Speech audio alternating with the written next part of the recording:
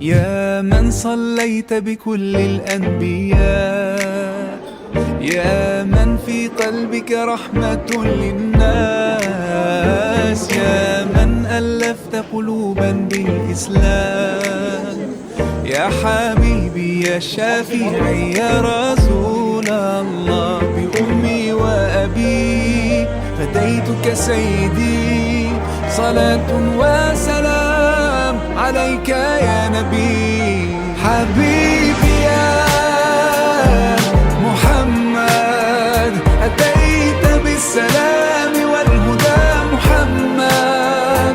حبيبي يا محمد، يا رحمة للعالمين يا محمد، يا من حليت حياتنا بالإيمان، يا من بجمالك علمت الإحسان، يا من نورت قلوبنا بالقرآن، يا حبيبي يا شافعي يا رسول الله، بأمي وأبي فديتك سيدي، صلاة وسلام عليك يا نبي.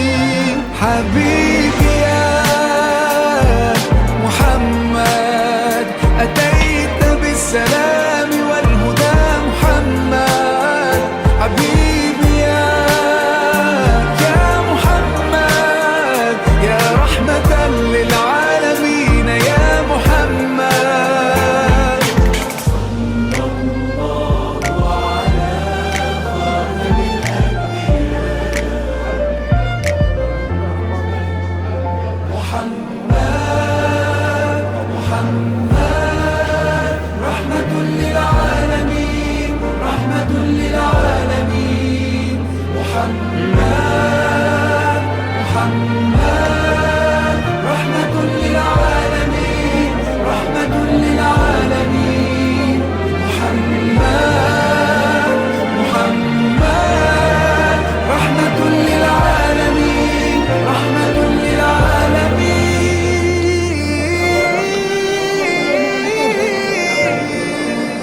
حبيبي يا محمد، أتيت بالسلام والهدى محمد. حبيبي يا محمد، يا رحمة للعالمين يا محمد. حبيبي يا محمد، أتيت بالسلام والهدى محمد. حبيبي يا محمد، يا رحمة للعالمين يا محمد.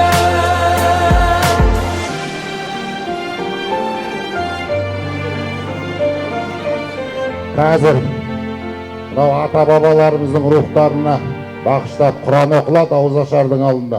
Ол Құранды өзіміздің бауырымыз Айтжан бауырым бағыштайды.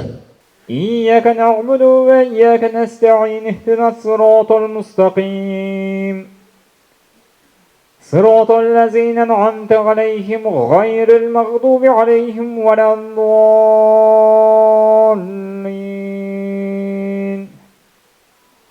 بسم الله الرحمن الرحيم. هو الله الذي لا إله إلا هو عالم الغيب والشهادة هو الرحمن الرحيم.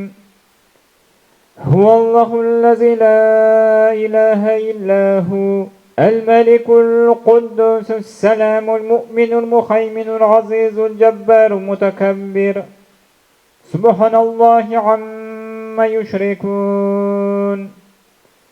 هو الله الخالق البارئ المصور له الأسماء الحسنى يسبح له ما في السماوات والأرض وهو العزيز الحكيم. صدق الله العظيم. سبحان ربك رب العزة عما يصفون والسلام على المرسلين الحمد لله رب العالمين. آمين. الحمد لله رب العالمين والعاقبة للمتقين. اللهم صل على سيدنا محمد وعلى آله وصحبه أجمعين. аса қамқор, ерекше мейірімді, рахымды, жарылқаушы Раббым Алла, бір өзіңе сансыз мақтаулар болсын. Ардақты пайғамбар Мұхаммед саллаллаху алейхи вассаламға сансыз салауаттар болсын. Бір өзің разылығың оқылып жатқан Құран аяттерінің хасыл болған сауаптарын пайғамбарларға, нәбилерге және фәниден бақи өшкен ла иляха илlalloh Мұхаммад расулдан күл мұмин мұсылмандар рухтарына және бүгінгі қасиетті Рамазан айында жайылған ауызашар нәзір садақасының сауабын көпшілікке әмин деп қолдап отқан дұғасын осы асқа себепкер бабас атамыздың аруағына және осы кісінің Есенгелді, Монтай, Түкі, Лашын, Айтбай балаларының аруақтарымен осы кісілерден тарап өмірден өткен барша аруақтардың құрметіне арнайы бағыштадық. Алла Тағала марқұмдардың жайларын жәннаттан, тәнірхаттан, Алланың рахымын, пайғамбар Мұхаммед саллаллаху алейхи вассалам шапағат нәсіп етіп, жатқан қабірлерін Құран нұрымен нұрландырып, қараңғы кәбірлерін жарық, имандардың жолдасы ауыр топырақтарын жеңір, осы жалған өмірде жасаған салихалы амалдарының сауабын арттырып, оқылған Құранның нұрымен кәбірлерін нұрландырып, мәңгілік мекендерін жәннаттан қылғай. Алланың сөзі Құран қилан иман келтір әмин деп қолдап отқан күл мүмин мұсылмандар қайырлы дұғаларыңызды, ниеттеріңізді, қасиетті Рамазан қарсаңында тұтқан оразаларыңызды, тәуба шүкірліктеріңізді қабыл етіп, Алла Тағала дендеріңізге сауық беріп, айдан аман, жылдан есен қылып, Рамазаннан Рамазанға аман саулықта, сау саламатта, сауапты малдармен Алла өте жеткізуін нәсіп еткей. Бирахматика рахманихим. Әмин. Аллаху акбар.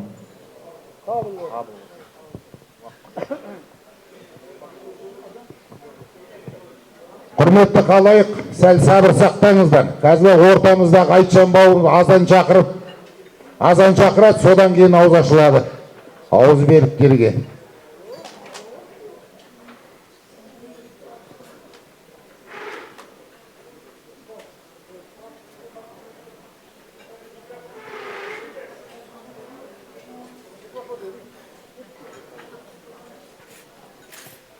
Аллаху акбар, Аллаху акбар. Аллаху акбар, Аллаху акбар. Ашхаду ан ла илаха иллаллах. Ашхаду ан ла илаха иллаллах. Ашхаду анна Мухаммадар расулуллах. أشهد أن محمد رسول الله. حي على الصلاة. حي على الصلاة. حي على الفلاح. حي على الفلاح. الله أكبر، الله أكبر. لا إله إلا الله.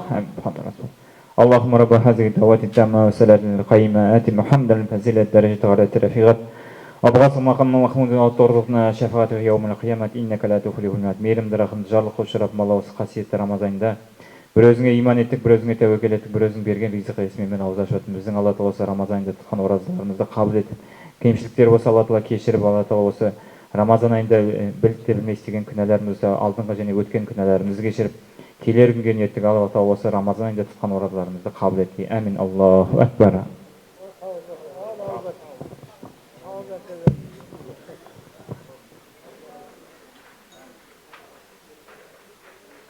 Ал құрметті жамиғат, оразаларыңыз қабыл болсын. Мынау оразаның алғашқы күндерінде сіздерге, үлкендерімізге, құда жекжат, туған туысқандарымызға осылай бір ауыз аштырып, жүректеп шештік. Осы тәрбиеде жүрген жігіттер.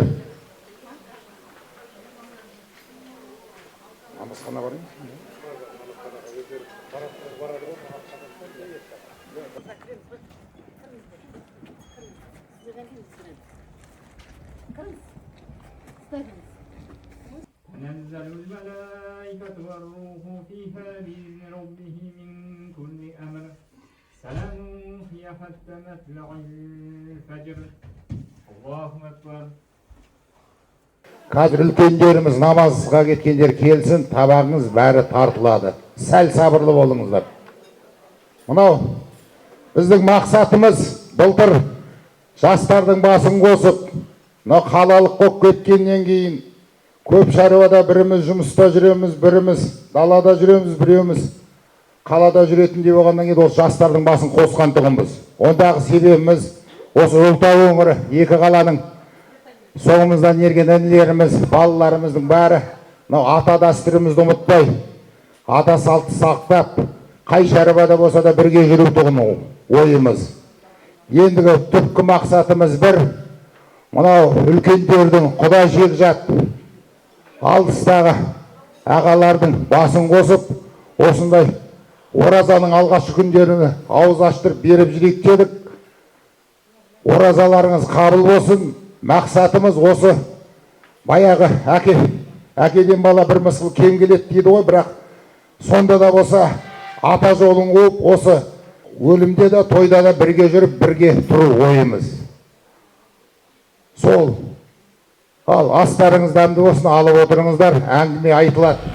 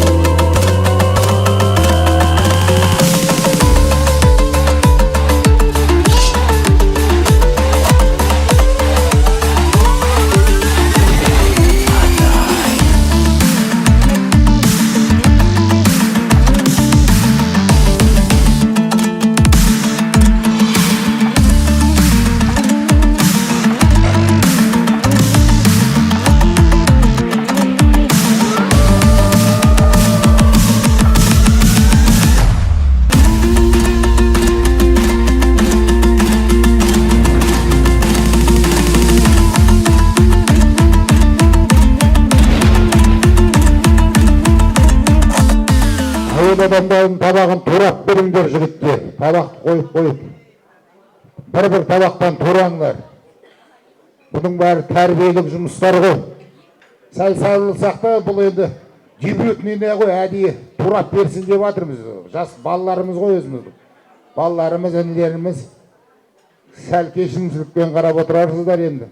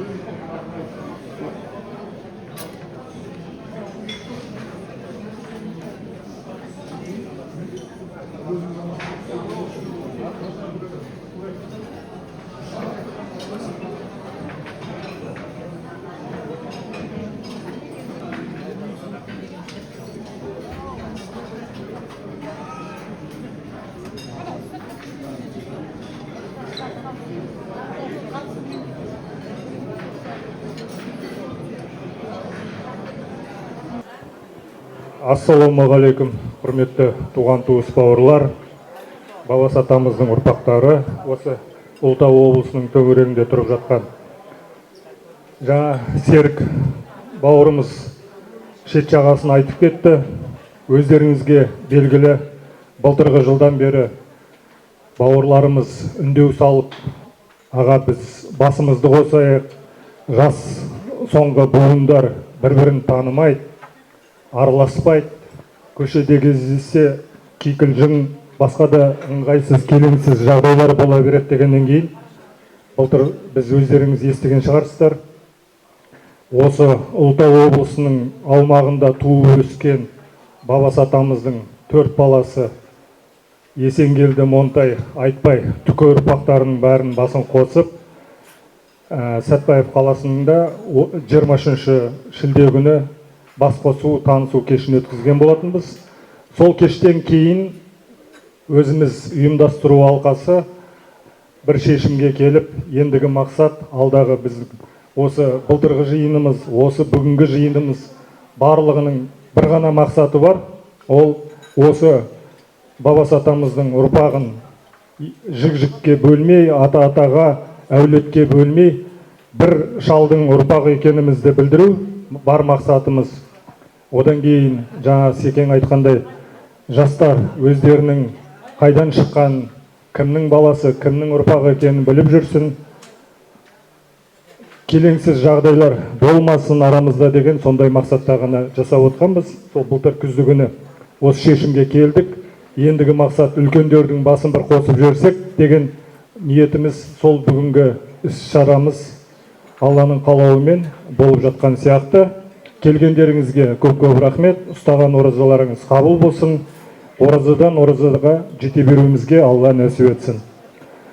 Енді құрметті бауырлар, 2013 жылы өздеріңіз білесіздер, Өзбекстаннан көшіп келген ертеде, одан кейін бертінде көшіп келген қызылордалық бауырларымыз, әкелеріміз, солар бастамашы болып, 2013 жылы көктемде келіп, біз ол кісілерді қарсы алдық. Сабыр ақсақалымыз бар еді, Сағылам көкеміз бар еді, өкінішке оралай, қазір ол кісілердің бәрі өмірден өтіп кетті. Былтыр күзді күні Сағылам ағамыз қайтыс болды, Астана қаласында тұратын. Енді ол кісілер енді Айтбай атамыздың ұрпақтары еді. Шет елде, шет жерде жүрсе де туған елін, туған жерін ұмытпай. Сосын осы елге келгеннен кейін қызмет жасады, жеке шаруалары болды. Соның аяғында келіп, осы Бабас атамыздың ұрпақтарының, жер бетінде жүрген ұрпақтарының басын жинаймыз деп, сондай іс-шара өткізіп, 13 жылы өздеріңіз білесіздер, пионер елді мекенінде Қыпшақбай атамыздың салған бөгетінің жағасында бас қосу Бабас атамыздың аруағына ас болған өздеріңіз білесіздер. Сол астан бері, міне биыл 13 жыл өтті. Сол кездегі дүниеге келген балаларымыз қазір қазақ айтады ғой, 13-те отау иесі деп, біраз жасқа келіп қалды. Сол бір жаңалық өткенде күзді күні біз Сағылам көкеміздің 40-ында болған кезде Айтбай атамыздың Қызылордада тұратын, Астана қаласында тұрып жатқан ұрпақтары сіздерге сәлем айтып жатты. Сол сәлемдерінің бірі, сол Сағылам көкеміздің бір аманат айтып кеткен екен, кетерінде бас қосу, бірігу жөнінде. Енді елден сыртта, жырақта жүрсе де, олар енді туған жерден жырақта жүрсе де, туған елге, жерге деген махаббаттарын оны жақсы білесіздер. Сол аманатпен Алла амандығын берсе, биылғы жылы тамыз айында осы Ұлытау Қарсақбай пионер енді келеді. 200 адам амандық болса келеді, 100 адам Қызылордадан, 50 адам Бағыстан, қалған 50-і Астана қаласынан. Көрсетеді, қалай ол енді шараны ұйымдастыру біздің мойнымызда, осы ұйымдастыру алқасының. Болатын күнін, қай жерде болатын қосымша өздеріңізге хабарын береміз. Сондықтан Алла амандығын берсе, осы жұбымызбен, осы отырған халқымызбен сол жиын тойда, бас қосуда болатындарыңызға мен сенемін. Және де енді тағы бір айта кететін жайт, енді біздің Бабас атамыздың ұрпақтары енді тарыдай шашылып, әртүрлі заман өтті, қазақ халқының басынан ашаршылықта болды, басқа да нәубет жылдар болған кезде Айтбай атамыздың мекені негізі Телікөл жағында болған өздеріңіз білесіздер тарихтан. Сол қазір осы бүгінгі күнгі мәжілісімізге бір топ осы өкінішке орай, енді өкінішке деп айтамыз, 60 жылдан бері осы Жезқазған қаласында тұрып жатқан Айтбай атамыздың Көбетай баласының ұрпақтары келіп отыр. Бұл кісілер 13 жылға астада болмаған. Ренжімесеңіз, жақсылық аға тұрып бір нетсеңіз. Аға, сіз де тұрсаңыз. Аға. Міне, көріп отырыңыздар, мүмкін осы қалада кездесіп жүрген шығарсыздар. Серікбай деген ақсақалдың ұрпақтары 8 ағайынды жігіт болған. Енді бұл кісілер менің білуімше 8 ағайынды болғаннан кейін өздері бір ауыл, бір ел болып шамалы адамды қажет етпеген сияқты. Солай ма? Міне, қуаныштымыз, қатарымызға қосылып отырсыздар. Осы отырған барлығы бабасының ұрпағы, бабасы атамыздың ұрпағы. Қатарымызға қосылғандарыңызға көп-көп рахмет. Үндеуімізге үн қосып келгендеріңізге. Біз бір шалдың ұрпағымыз. Жақсы, рахмет. Ендігі қалған уақытта, қалған өмірде кездесіп араласып тұрайық. Секе, сіз ие боласыз. Қана. Секе, сіз жауапты боласыз енді бұл кісілерге. Өзіңіздің бауырларыңыз жақын. Сондай жақсылық, қуаныштарымыз бар. Енді Алла барлық ниеттерімізді қабыл қылсын. Жақсылықта, аманшылықта жүздесе берейік. Алдағы болатын іс-шаралар, оны қосымша тағы да айтамыз өздеріңізге. Алла бізге енді бабасы атамыздың ұрпағы өсіп өне берсін. Бір-бірімізді көшеде танымай жатсақ, қол ұстап, болмаса қолдан ұстап, бір ғана ескерту жасап, ай, сен кім емес пе едің, анда өткенде бірге болып едік қой деп нетсек, соның өзі бір жақсылық болады. Ол біздің болашақта бір-бірімізбен араласуымызға, құраласуымызға бір септігін тигізеді деп ойлаймын. Осы жиыннан кейін тарап бір-бірімізді танымай кетпейтін жағдай болсын. Араласып, құраласып тұрайық. Енді өмір болғасын, өлік болады, той болады. Енді тойға шақыру міндет емес, ал енді өлікте неде бір-бірімізге көмек беру, иығымызды тіреу, ол енді дұрыс шаруа деп ойлаймын. Астарыңызды алып отыра беріңіздер. Қосымша трубка алып сөйлейміз, басқа да бір тілек айтамыз десеңіздер, енді мен Айтжан ініміз оған қарсы болмайтын шығар. Айтеке, жақсы ма? Қарсылық жоқ қой? Жақсы. Рахмет, көңілдеріңізге, уақыттарыңызды бөлгендеріңізге. Қасиетті ораза айында келіп отқан ниеттеріңіз қабыл болсын. Алла тілегімізді қабыл етсін.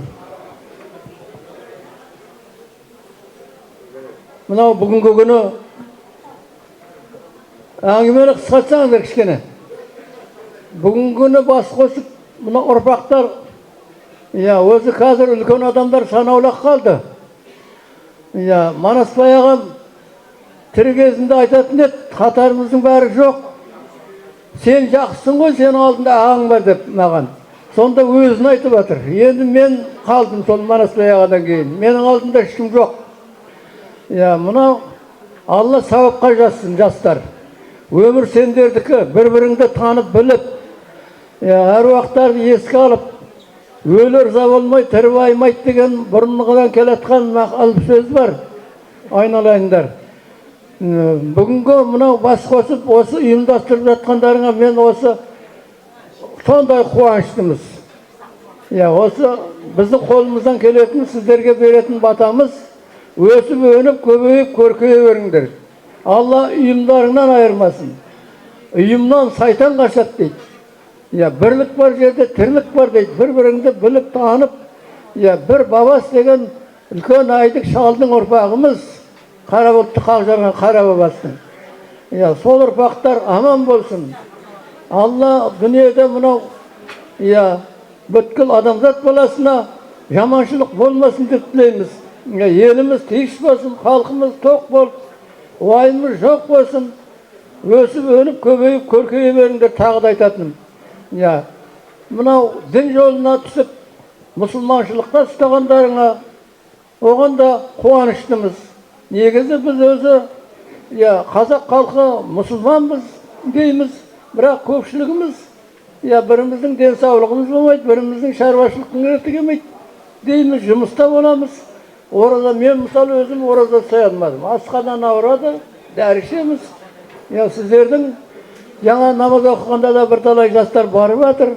Дұрсақ, соны ары қарай жалғастырып көбейе беріңдер, намаз оқитындар. Намаз оқыңдар, дін жолына түсіңдер. Құдай қабыл болсын, енді көп сөйлей бермейін. Қабыл болсын. Келесі жылғы оразадан оразаға жете берейік.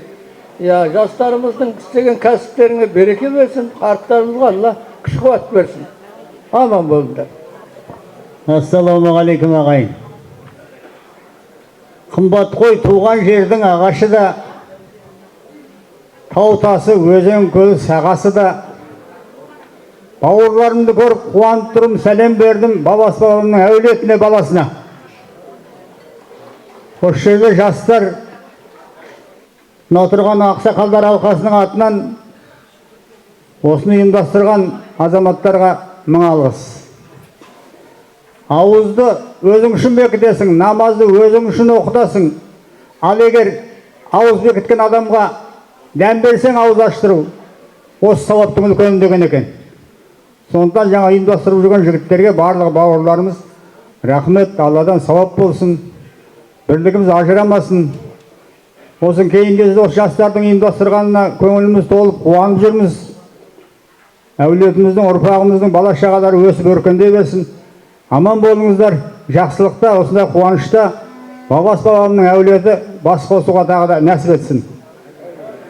Ал құрметті туған туыс бауырлар, міне бүгін бұл енді бүкіл ұлыдан өзіміздің әулеттен жиналған Ақтөбенің қарын жарылған күн деп есептеймін.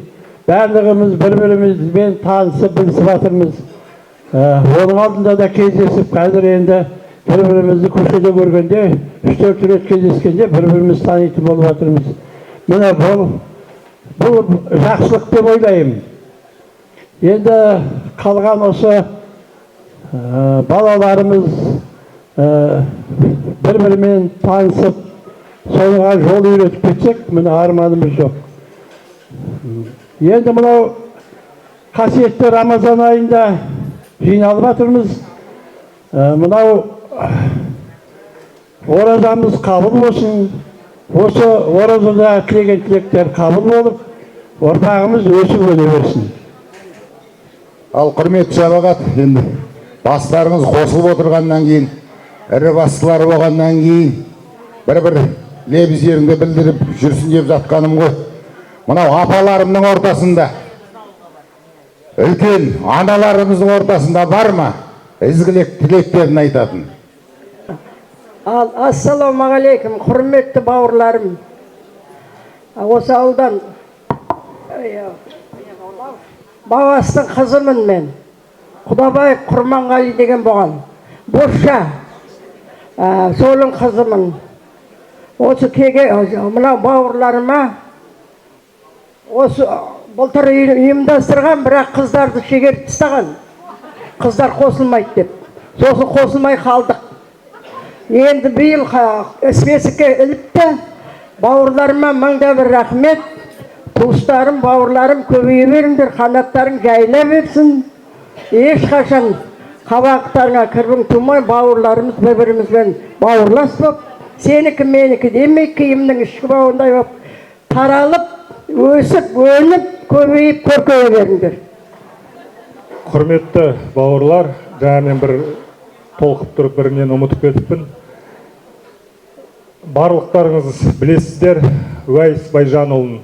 Енді қазіргі жастар біле ме, білмей ме? Бабасы атамыздың ұрпағы кезінде осы өңірде 25 жыл, қазіргі тілмен айтқанда облыс әкімі болған кісі, болыс болып, ол кісі енді батырлығы да бар, тарихта кітаптар жазылған. Омскіде, Ресейдің архивінде патша заманында ол кісі туралы біраз деректер жазылған. Сол кісі, өздеріңіз білесіздер, қайтыс болғаннан кейін өзінің аманаты бойынша Түркістанға, Ақтопраққа барып жатам деп, ұрпақтары атпен Түркістан қаласына жеткізіп, қазір ол кісінің сүйегі Ахмет Яссауи кесенесінің ішінде жатыр. Осы таяуда Ұлытау облысы, оның ішінде Ұлытау ауданының, қазір білесіздер, енді бұрынғыдай емес, қаражат бар, үкіметте Ұлытау ауданының ішінде орталығында орналасқан ұлттық музейде Уайс бабамызға және сол жаңағы Түркістан қаласында Ахмет Яссауи кесенесінде өзі Ұлытау облысынан, оның ішінде Ұлытау ауданынан 2-ақ кісінің сүйегі жатыр екен. Оның бірі Жылгелді Бабыр би бабамыз, екіншісі біздің бабамыз. Сол Уайс атамыздың, Батыр бабамыздың құрметіне және Бабыр бидің құрметіне Ұлытауда ұлттық музейдің ішінен бір 20 квадрат метр жер беріп, Құдайға шүкір, здания кең. Сол кісілерде екеуінің Түркістандағы Ахмет Яссауи кесенесінде жатқан құлпытастарының көшірмесін жасады үкімет. Енді өкінішке орай бабамыздың артында ешқандай жәдігер қалмаған, өзінің пайдаланған, енді неше түрлі заман болды ғой. Сонда өздеріңізге мақтаныш ретінде, құлаққағыс ретінде айтып жатырмыз. Енді ол музейге біз барамыз ертең, олардың бір сұраулары бар, енді оны біз өзіміз шешіп тастаймыз. Ол ешқандай проблема емес. Сондықтан өздеріңізге құлаққағыс ретінде айтып жатырмыз. Біле жүріңіздер. Бабамыз бәрімізге ортақ. Жаңа апам айтып отыр ғой, Бошанның қызымын деп. Келер жолы апа үйтіп айтпаңыз, бабастың ұрпағымыз. Ешкім, ұрпағымыз әулетін, кімнің тарағанын, кімнен еткенін біліп жүрсін, бірақ біз бір шалдың ұрпағымыз. Осы естеріңізде болсын. Өлім бар, өмір бар жерде өлім бар дейді, кейде хабарламаларды көріп қаламыз, бабас тағы бірдеңелер жазып жатады. Сол жазуды болашақта жазбаңыздар, енді өтінеміз. Біз ақтаз бабас болды ұрпағымыз. Сондай бір неге келсек деген ойымыз бар. Ал енді ұрпақтарыңыз өздері жетатасын, кімнен шыққанын, қайдан екенін біліп жүрген дұрыс. Оған ешқандай неміз жоқ. Бірақ жаңағындай көпшілік шаруаға солай жазсаңыздар деген өтінішіміз бар. Қатты айтсақ, ренжімейсіздер. Ал құрметті халық, дәмнен алып отырыңыздар, дәмнен. Дәм алынып болса табақ алуға ұқсат па? Ал жас жігіттер, бас сабақтан бастап табақ алыңыздар.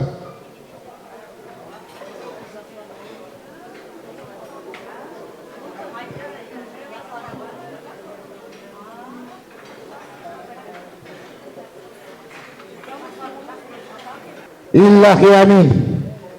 Алхамдулиллахи аламин. Я жаратушиеміз Алла, жарылқаушиеміз Алла, бір өзіңе ғана сыйынамыз, бір өзіңнен ғана жарылқанын тілейміз. Біздерге мықты денсаулық бере бер Алла. Ауырғандарымызға, дертімізге шифа беріп, ауырымызға дауа бере бер Алла. Елімізге тыныштық, халқымызға тоқшылық бере бер Алла. Жарылқаушиеміз Алла, бүгінгі мынау бас қосып атқанның себебі осы ұрпақ, бабамыздың ұрпақтарының ұйымдастырып, кейінгі жастар беріп жатқан Құдай садақаларын, оқылған Құран, ішкен дәмнің, жайылған дастарханның сауаптары осы бабамның марқұм болған ұрпақтарының рухына жетуіне нәсіп ете көр Алла. Біздерді бәле желеден, қауіп қатерден, ауру сырқаудан, тосын оқиғадан, қайғы қасіреттерінен сақтай көр Алла. Табиғат құбылыстарынан болатын әртүрлі жаманшылықтардан, құбылыстардан сақтап қорғай көр Алла. Мына осы жастарымыздың істеп жатқан кәсіптеріне береке беріп, қарттарымызға күш-қуат беріп, Алла осы тілеуімізді қабыл етіп, осы жерде отқан жамағаттардың осы кісілерге арнап, манадан бері айтылып жатқан тілектерін, аумин деген бата тілектерін қабыл етіп, өмірден өткендерімізге иман байлығын беріп, тірілерімізге бақытты ғұмыр, салауатты өмір беруге нәсіп етсін. Құдайларың қабыл болып тілеуіміз ақ болсын. Аллаху акбар.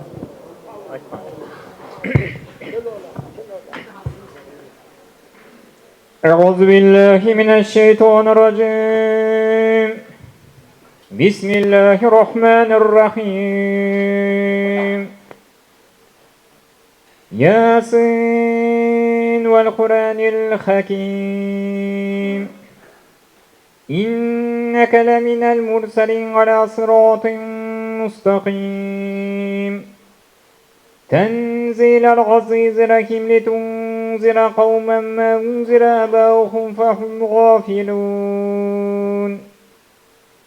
لقد حق القول على أكثرهم فهم لا يؤمنون إنا جعلنا في أعناقهم أغلالا فهي إلى الأذقان فهم مقمحون وجعلنا من بين أيديهم سدا ومن خلفهم سدا فأغشيناهم فهم لا يبصرون وسواء عليهم أنذرتهم أم لم تنذرهم لا يؤمنون إنما تنذر من اتبع الذكر وخاش الرحمن بالغيب فبشره بمغفرة وأجر كريم إنا نحن نحيي الموتى ونكتب ما قدموا وأثرهم وكل شيء أحصيناه في إمام مبين صدق الله العظيم سبحان ربك رب العزة عما يصفون والسلام على المرسلين الحمد لله رب العالمين آمين الحمد لله رب العالمين والعاقبة للمتقين اللهم تقبل منا إنك أنت السميع العليم وتب علينا يا مولانا إنك أنت التواب الرحيم аса қамқор ерекше мейірімді рақымды жарлықаушы раббым алла бір өзің ғана құлшылық бір өзіңнен ғана жәрдем сұраймыз бір өзің жарлықауыңа бір өзің мархаматыңа мұқтажбыз бір өзің разылығың оқылып жатқан құран аяттарымен хасыл он сауаптарды осы жерде қасиетті рамазан айында жайылған ауызашар дастархан әзір садақасын сауабын көпшіліктің әмин деп болжап отырғандасын осы асқа себепкер бабас ата баба атамыздың рухына аруағына және осы кісіден тараған есенгелді атамыз монтай атамыз түкі лашын атамыз айтбай бабаларымыздың аруақтарына осы кісілерден тарап өмірден өткен барша аруақтардың құрметіне осы рамазан айында оқылған құранның сауабын бағыштаймыз марқұмдардың жерлері жәннатта тәні рахат тауып жатқан қабірлері құран нұрымен ұранып қараң кәбілердің жарық имандары жолдасы ауыр топырақтардың жеңіліп осы жалған өмірде жасаған салихал амалдарының сауабын арттырып оқылған құранның нұрымен кәбірлерін нұрландырып мәңгілік мекендерін жәннаттан қылғайын алланың сөзі құран илан иман келтір әмин деп қолжап жатқан күл мәмин мұсылмандар қайырлы дұғаларыңызды ниеттеріңізді осы рамазан айында жасап жатқан салихал амалдарыңызды алла разы үшін тұтқан оразаларыңызды тәуба шүкіршіліктеріңізді қабыл етіп алла тағала дендеріңізге сауық беріп кәсіптеріңізге малдарыңызға жандарыңызға берекесін беріп алланың көрсеткен сираты мұстақим тура жолында жүріп алланың сүйген құлдарының қатарындағы баршаңызға бақытты салихалы сағадатты ғұмыр кешулеріңізге алла нәсіп еткей бирахматика рахманихим әмин аллаху акбар. Бұл құран түскен ай айлардың сұлтаны бұлай да көп құлшылық жасап бұлай да көп құран оқитын ай және мына аталарымыз жаңа айтып отыр мынау ауызбіршілік туралы мынау осы бабас атамыздың артынан ерген ұрпақтарының бүгіне ауызбіршіліктің бір көрінісі ретінде бастарыңызды қосып өткеннен бері Тұрарбек ағамыз хабарласты осындай бір ас беретін ек деп үлкен сауапты астың бірі деп ойлаймыз өйткені бұл рамазан айы рамазан айында ең болғанда бір құрмамен болса да ауыз аштырыңыздар дейді өйткені бұл сауаптың еселеніп жазылатын айы бұл айда енді жаңа атамыз өзін айтып отыр ораза тұтамай жатырмыз деп денсаулық жарамайды дейді бұл үзірлі жағдай дейді шариғатта бұндай жағдайда жыл 12 ай үзбей дәрі ішетін болса сондай үзірлі жағдайлар болса ондай кісілерге рамазан айында кешірім бар бірақ фидия садақасын төлеу керек не болмаса 30 ауыз бекіткен кісіні ауыз аштырса мойнынан осы рамазанның парызы түседі яғни 30 адамды тамақтандыру не сол 30 адамды тамақтандыратындай қаражатты бір жағдай жоқ міскін кісіге берсеңіз сіздің мойныңыздағы парызыңыз түседі әрине ол үзірлі жағдайда мен ұстай алмаймын жұмыста жүрім мен ақша беріп құтыла салайын деген ол болмайды денсаулығыңыз жетіп тұр ма сіз ұстау керексіз ақыл есі бүтін 12 мүшесі сау балиғат жасына жеткен ер мен әйелге міндетті парыз бұл 5 парыздың бірі сондықтан оны естеріңізге сақтаңыздар бұл міндетті сіз банктен қарыз алдыңыз сол қарызыңыз күнделікті өтемесеңіз қалай несі пайызы өсе береді сол сияқты жылдан жылға сіздің мойныңыздағы да оразаңыз өсе береді 1 жыл ораза 2 жыл ораза қазір санап отырсақ мынау оразаның парыз болғаннан бері 1445 жыл болыпты яғни 1445 жыл біз ораза тұттық. Парыз қылған ораза. Және осы Рамазан айы, жаңа айтып өттім, бұл Құранды көп оқу керек бұл айда. Бұл сауапты амалдарды көп жасауымыз керек. Бұл айда да мүмкіндік есе зекет садақаңызды осы айда берген абзал. Өйткені басқа айда берген зекетіңіз бұл айда берген зекет 70 есе еселеніп жазылады. Сондықтан да бұл айда мүмкіндігінше көп сауапты амалдар жасау керек. Және де осы айда күнә жасағанның өзі солай еселеніп жазылады. Сондықтан да бұл айда мүмкіндігінше тек қана ішіп жеуден тыйылу емес бұл Рамазан айы. Бұл айда бүкіл жаман қылықтардан тыйылу. Егер де біреумен сөзге кеп қалсаңыз дейді, мен оразамын деп өзіңіз тоқтатыңыз дейді. Оған сөз қайтарып қызыл кеңірдек болсаңыз, сіздің оразаңыздың бір кемшілігі болады. Ол күннің тағы бір күнін өтеу керек болады. Өйткені ол бір күніңіздің оразасын бұзып алуы мүмкінсіз. Сондықтан да бұл ораза өте адамды тәрбиелейтін ай. Өкінішке орай біз осы 30 күн оразада тақуалығымыз артады, бірақ басқа 11 айда сол баяғы бәз күйімізге, таз қалпымызда сол бұрынғы күйімізге түсіп атамыз. Олай болмау керек. Рамазан айында алған әсермен 5 ай бойы соны қимай жүріп, 6 ай бойы келесі Рамазанды күту керек. Сонда ғана ол Рамазанның біздің бойымыздан табылған әсері біздің бойымызға сіңгендігі байқалады. Өкінішке орай біз Рамазан айында осы мешіттің жамағат толып, Рамазан айында таң намазға көбейемізді, Рамазан айы біткеннен кейін сол жамағаттың барлығы саптай тыйылады, баяғы келіп жүрген 20-30 жамағат қана қалады. Бұл дегеніміз кімді алдағанымыз? Алла Тағала бәрін көріп тұр, бір өзіміз алдағандай боламыз. Сондықтан да бір ықылас, ниетпен шынайы жасауымыз керек. Көз алдау деген болмайды бұл. Алла Тағала бәрін көріп тұр. Ниетімізді көріп тұр, пейілімізді көріп тұр. Мынау Қожа Ахмет Яссауи жаңада айтып отыр, бабаларымыз сонда жатыр деп. Сол бабаларымыздың ең құрмағанда тырнағына татитын бір амал жасасақ біз сол бабаларымыздың ұрпағы деп ұялмай айтуымызға болады. Жаңа Бабыр атамызды айтып өтті. Бабыр атамыздың өмірінің соңғы сәтінде Шегір атамыз бен Уәйіс атамыз келгенде сонда бір аманат тапсырған екен. Мен өмірден өткен кезде мені Түркістанға жерлей алмайсыңдар. Қыстың мезгілі болады, боран шашын болады, мені аманат етіп қоясыздар. Аманат етіп қойғаннан кейін менің денем бұзылмау керек, тек қана мынау жауырыным қарауы мүмкін. Ол кезге мынау бір жеңгемнің қолы тиіп еді депті. Сол жер қараюы мүмкін, басқа денем бұзылмау керек дейді. Солай айтқандай, ол кісінің сол даналығы, көрегендігі қыстағы айтып, аманат етіп қояды. Содан жер аяғы келген кезде Түркістанға апаратын кезде дәреттендіріп, жолға дайындаған кезде кигіз көріп, сол жауырыны ғана қарайыпты. Бұл аталарымыздың тазалығы, дәретсіз жер баспандығында. Қазір біздің денеміз ондай сақтауға келмейді. Алла сақтасын, біздікі қарайып кетеді деп ойлаймын. Өйткені келіндеріміз болсын, әйелдеріміз болсын, қол созып сәлем беріп отыр, сәлем салудың орнына. Одан әрине қол қараяды. Бұл дәретсіз, некесіз қол беру. Әйел адамның қол беріп, еркекпен қол беру амандасу шариғатта жоқ. Тек сәлем салу керек. Баяғы әжелеріміз сәлем салған, оның барлығы ұмытылып қалды қазір, өкінішке орай. Сәлем салып батасын алған. Қанша жасқа келсе де. Сондықтан да осы дәстүрімізді, осы құндылықтарымызды ұмытпайық. Біз өзіміздің дәстүрімізге сай ата-бабаларымызмен мақтанамыз, сол ата-бабаларымыздың сол тырнағына татитындай болса да, сол тазалық сақтап, дәретсіз жер баспай, ең құрмағанда сондай сауаппен жүрейік. Дәретсіз жүрудің өзі, былай қарап отырсаңыз, күнә болып есептеледі. Күнделікті дәретпен жүрудің өзі дейді, бір жыл бойы нәпіл оразасын тұтқандай сауап дейді. Жай ғана сізге ораза тұтып, намаз оқы деп атқан жоқ, жай дәретпен жүрсеңіз, бір жыл нәпіл оразасындай тұтқан сауап боласыз. Міне ол ең оңай сауаптар. Сондықтан да ол әріге бармайық, біздің сауапты амалдарымыз өте көп. Аллаға шүкір, сол сауапты амалдарымыз осы Рамазан айында еселеп алайық, қалып қоймайық.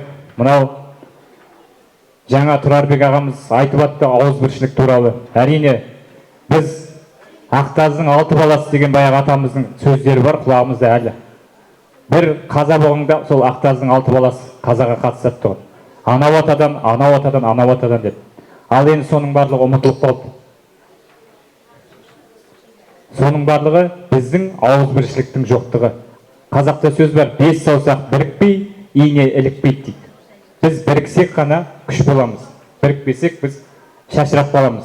Сондықтан да бізде ауызбіршілік керек. Бірлік бар кезде тірлік бар дейді. Сондықтан да осы бірлігімізді жоғалтпайық. Алланың хақ жолында біз әріге баратын болсақ, пайғамбар Мұхаммед саллаллаху алейхи вассалам хадисі бар. Мұсылман мұсылманға бауыр дейді. Өйткені барлығымыз Адам ата мен Хауанадан тарап жатырмыз. Айналып келгенде барлығымыз бір-бірімізге бауырымыз. Сондықтан да бауырлығымыз арта берсін, бірліктеріңіз арта берсін. Мынау Рамазан айында сауапты амалдарыңыз көп болсын. Рамазаннан Рамазанға аман саулықта, сау саламатта сауапты амалдармен жеткізу алла нәсіп етсін. Енді уақыт әзірге бар деп ойлаймын. Тарауық намазы сөзімнің соңында пайғамбар Мұхаммед саллаллаху алейхи вассаламның құдси хадисімен аяқтағым келеді. Пайғамбар Мұхаммед саллаллаху алейхи вассалам өзінің өмірінің соңғы сәтінде ажал алдында жатқан кезде Жәбірейіл періште келеді. Сонда пайғамбар Мұхаммед саллаллаху алейхи вассалам Жәбірейіл періштеден былай деп сұрайды: мен осы жалғанмен қоштасқалы жатырмын. Осы жалғанмен қоштасқаннан кейін менің үмбетіме келесің бе деп Жәбірейіл періштеден сұрайды. О Расулаллах, мен келмеймін дейді. Келемін, Алланың әмірімен 10 рет келіп, үмбетімнің ішінен, яғни біздің арамыздан 10 жақсы қасиетті алып кетемін дейді. Ол қандай қасиеттер екендігін бірінші келген кезде берекетті алып кетемін дейді. Береке кетеді дейді арамыздан. Екінші келген кезде мейірімді алып кетемін дейді. Адамдардың арасындағы мейірімді алып кетемін дейді. Қазір мейірім жоғалды, біз тас жүрек болып бара жатырмыз. Үшінші келген кезде туыстық қарым қатынасты алып кетемін дейді. Қазір туысқа бармайды, құрбан айттың өзінде, ораза айттың өзінде бармаймыз. Барғанда да звондаймыз, баруға бола ма деп.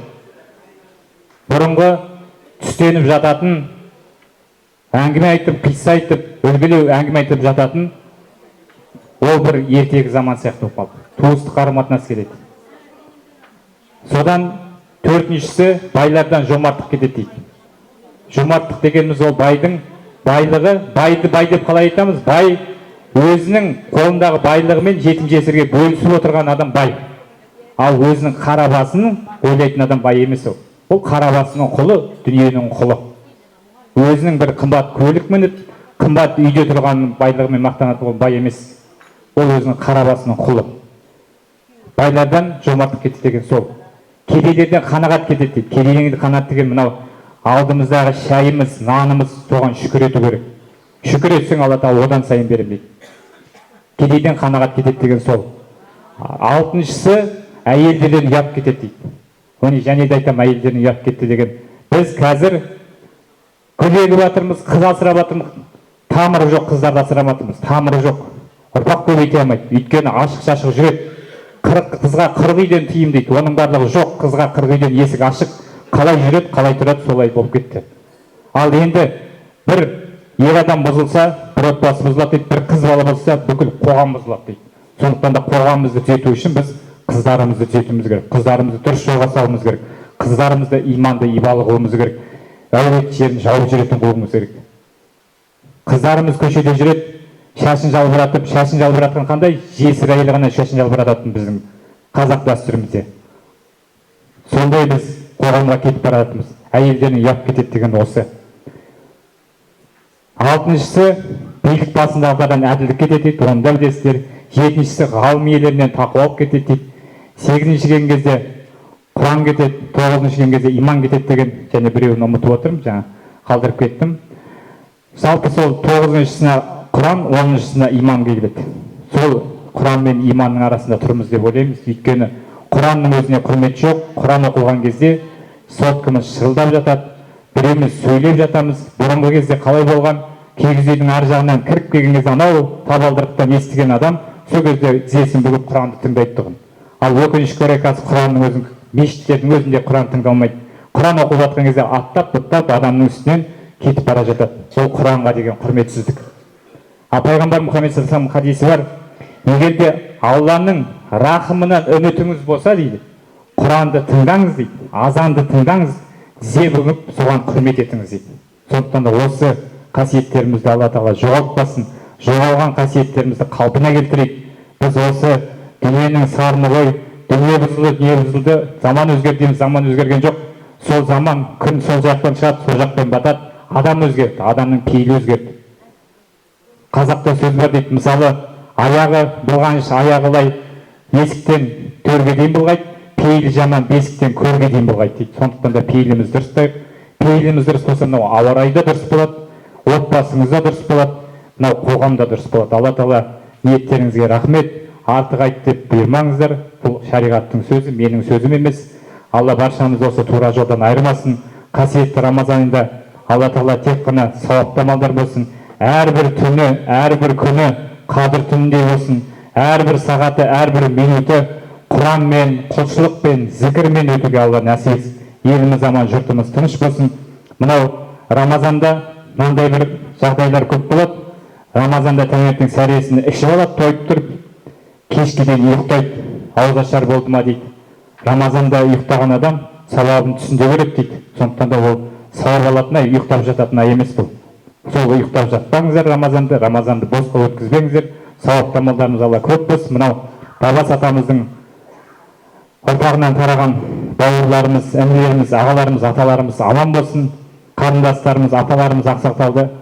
Аталарымыз ақжаулықты, әжелеріміз, қарындастарымыз аман болсын. Тура жолдан Алла айырмасын. Еліміз аман, жұртымыз тыныш болсын. Дұғаларыңыз қабыл болсын. Рамазаннан Рамазанға аман сауапта, төрт көздерінің түгел, сау саламатта, сауапты амалдармен өзі Алла жеткізуін нәсіп етсін. Әмин. Ал құрметті халайық, дәмнен алып отырыңыздар. Жаңа алдыңызда уағыз айтқан өзіміздің бауырымыз Ақтаз Құтымбет Жезді қалашығының имамы Айтжан бауырымыз қазір мына кезде бір ағам тілек айтып жүрсін. Дәмнен алып отырыңыздар. Бекежан ағам. Кеш жарық қадірменді бүгінгі ауызашар жиналған ағайын туыс бауырлар, мынау бүгінгі беріп жатқан ауызашарға мынау бауырларымның осы ұйымдастырушылықтағы осыны ұйымдастырып өткізіп жатқанына өте бірлігімізді асырып осыны өткізіп жатқандарына біріншіден алғысымды білдіргім келеді. Былтыр бас қосқанымызда, келесі жоспарымызда осы ауыз аштырып бір сауапқа кенелейік деген тұғын. Енді мінекей сол таянған кезде осы шаруаны ұйымдастырып басы қастарында осы мінекей бізден кейін ұрпақтар болды, жас жігіттер, бас буындар. Солардың бірлігіне, солардың бірігіп осыны істегеніне мен ырза болып тұрмын. Алла осы бірлігімізден айырмасын. Оразамыз қабыл болсын. Алла осы оразада тілеген дұға тілектерімізді қабыл қылсын. Ал енді барлығыңыз отбасыларыңызға амандық, кәсіптеріңізге береке, сосын енді мынау береке берсін. Оның сыртында жаңағы мына Тұрар айтып жатыр.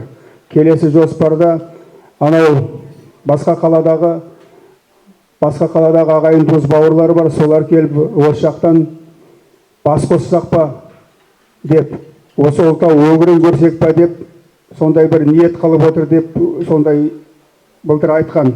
Енді мен айтам, олар мына ұлтаудың бауырайын, пионердің бауырын, енді ол кім болмаса да өзі ата қонысын көргісі келеді ғой. Біз енді осы жақта отырсақ, Телкөлді көргіміз келеді, олар бұл жақтан отырып ұлтаудың бауырайын көргісі келеді. Сол себепті олардың отырғандары, олардың осы жаққа келіп, осындай тағы да сырттағылар танымағандар танысайық деген ниеттері мен дұрыс деп өзім ойлаймын. Сол себептен соған бәріміз осы мынау Тұрар бастаған, Жаслан бастаған, Нұрлан бастаған, Секең бастаған нелердің барлығы ұйымдастырушыларға соны бәріміз қолдағанымыз дұрыс па деп есептеймін.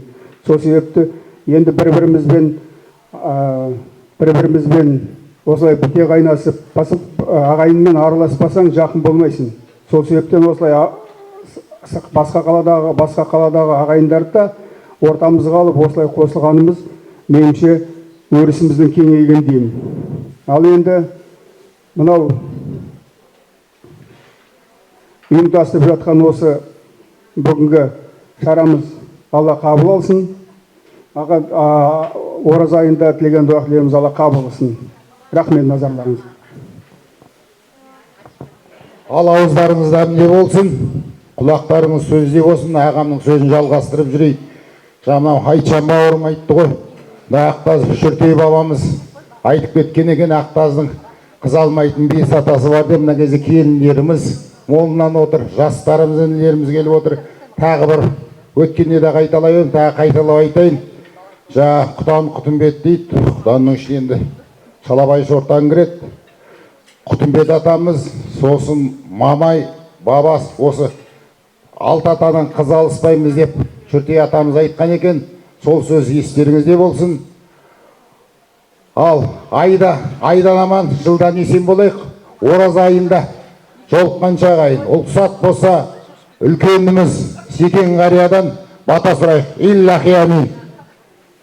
Бисмиллахиррахманиррахим. Жарылқа Тәңірім қабыл ет, жарылқаудың қамын ет. Бере гөр мына жастарға ізет, абырой, бақ-дәулет. Береке орнап бақ қонсын, баянды орнақ қонсын. Талап қылса әрнеге тек жақсылыққа тап болсын. Жолдары болсын, әмән да пайдасы тисін қоғамға. Тәңірім өзі қолдаса бақ қонар адамға. Аллаху акбар. Айтқа тілегім қабыл болсын. أعوذ بالله من الشيطان الرجيم بسم الله الرحمن الرحيم آمن الرسول بما أنزل إليه من ربه والمؤمنون كل آمن بالله وملائكته وكتبه ورسله لا نفرق بين أحد من رسله وقالوا سمعنا وأطعنا غفرانك ربنا وإليك المصير لا يكلف الله نفسا إلا وسعها لها ما كسبت وعليها ما اكتسبت ربنا لا تؤاخذنا إن نسينا واخطأنا ربنا ولا تحمل علينا إصرا كما حملته على الذين من قبلنا ربنا ولا تحملنا ما لا طاقة لنا به واعف عنا واغفر لنا وارحمنا أنت مولانا فانصرنا على القوم الكافرين بسم الله الرحمن الرحيم